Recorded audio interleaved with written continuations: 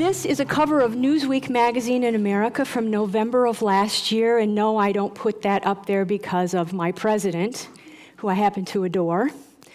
I put that up there because there was a very important article on the global economy and the power of women as consumers in the global economy. And the most stunning statistic was from the Boston Consulting Group. Women control $12 trillion of $18.4 trillion in annual consumer global spending. Mm-hmm. That figure alone should convince you that we need to pay more attention to women around the world. And I say to my clients, you may see men walking up and down the aisles of these home improvement stores, but I can guarantee you that very few men wake up on a Saturday morning, sit on the edge of the bed and go, "Ooh, I think I'll paint that second bedroom this week." He may buy the materials, but there's probably a woman behind him saying, "Honey, guess what we're doing this weekend?" I often get, when we start the first day, these companies that come to these classes say, we've tried this marketing to women thing and it just doesn't work. We've put pink on our packaging. We have advertised that our product is for the special needs of a woman, as though she were some particular kind of animal that was very different than a human being. And we put out these messages, and we really try to focus on women, and we just put out these big, huge strategies, and it just doesn't work. It just doesn't work. And so I thought, well, what better way to maybe talk about why it doesn't work? I can probably give you the answer. You can give yourself the answer why it doesn't work. It's all about communication. That's why you're here today. Hopefully some of the seeds I plant, some of the tools and some of the things to think about are things that you'll be able to use, whether you're a marketing student, whether you're a business owner, whether you are working for the government and trying to convince women to buy businesses. You need to know how to talk to them. And I know Annika worked on that a bit this morning, and we're going to take it a couple of layers deeper. This is how the typical corporation sees female consumers. They all look alike, they sound alike, they walk alike, and of course, they must make decisions alike, right? I don't think so. So secret number one, this is how I started to do research. She's wired to connect with you, with your brand, with your company, with the communication that you send out. I came along at a time I was very lucky that scientific research was just starting to be released in the early 2000s about gender difference in the brain. If I were to take each one of your brains, men and women, and line them up on a table, men's brains would be slightly larger. They would also weigh a little more. But I'm sorry to say, gentlemen, that's where, in this case, size does not matter.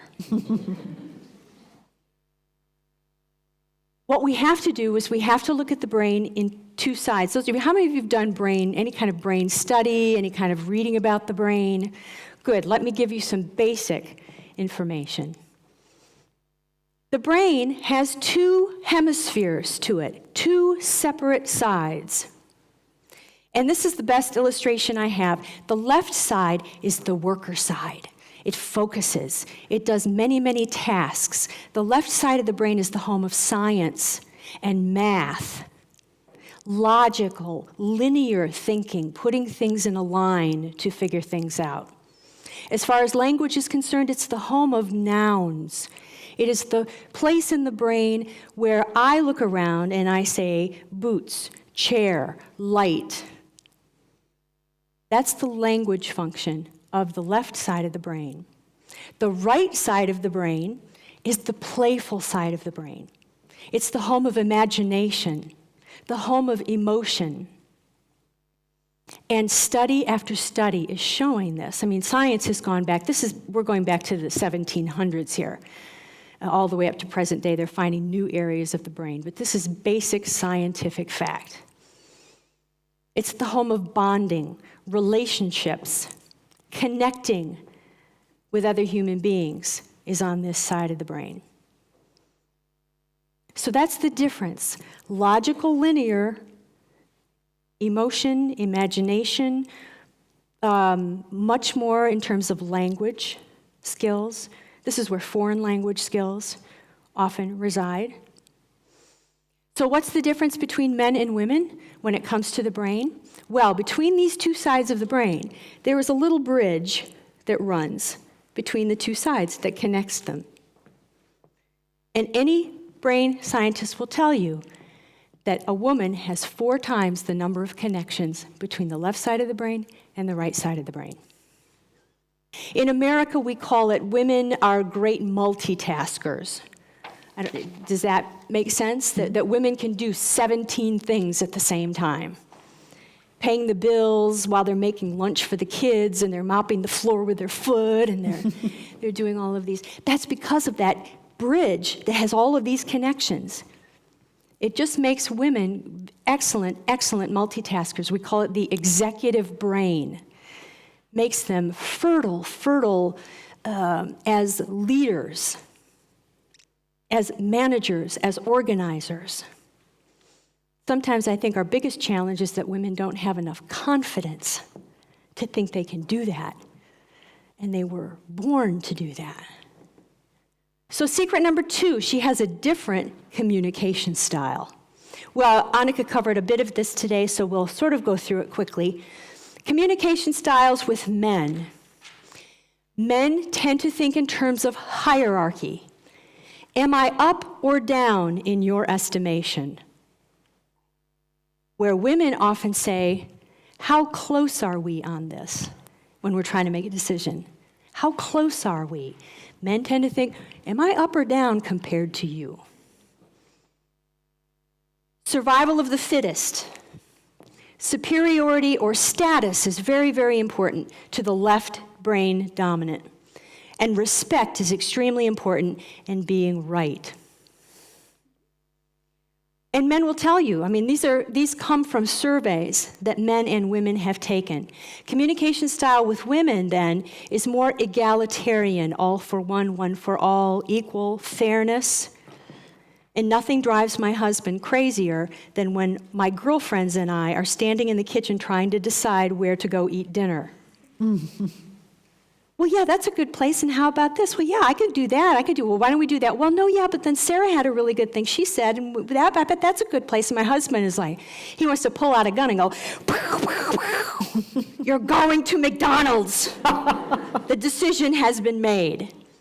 So that's the downside. Sometimes women just go in circles, like, make up your mind.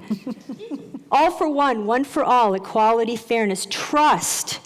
Being understood. Being understood. And women often fall into this trap when they work with, if they are leading male teams, if they are working with men, they often fall into the trap of thinking that that's as important to men as it is to women. And men are saying, good God, woman, I don't need to, you don't have to touch my heart. I get it. Let's move on. We started with how men and women are different from each other biologically, according to science, by the way their brains are wired and the way their eyes are wired. I didn't even get into the nose, smell, or ears. There are scientific differences there as well. Secret number 3. We'll do secret number 3 up until the break, and then I'm going to save secret number 4